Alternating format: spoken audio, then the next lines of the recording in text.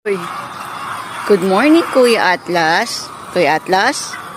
Kuya Atlas? Kuya? Kuya Atlas? Good morning. Uy, kaaga-aga mo naman dyan. Ha? Ang pogi-pogi pa. Maligo ka mamaya, ha? Sobrang dungis mo na. Kasobrahang dungis ka na. Good morning. Ito na yung aming mga RTL chickens. Ayan. Makain na sila ngayon.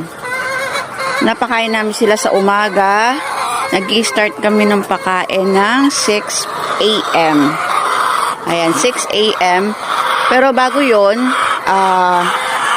gumigising kami ng 5 a.m. para magpailaw sa kanila. Ayan, pinapailawan namin sila ng 5 a.m. hanggang sa lumiwanag na talaga. Yan sila, oh. Ang mga healthy na RTL chickens.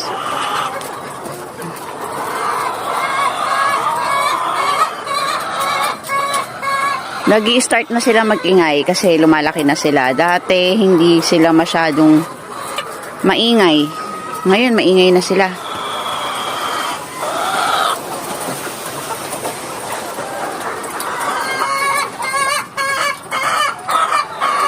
Bakit? Ba't ang ingay mo? Ang ingay mo, ah. Ano yun?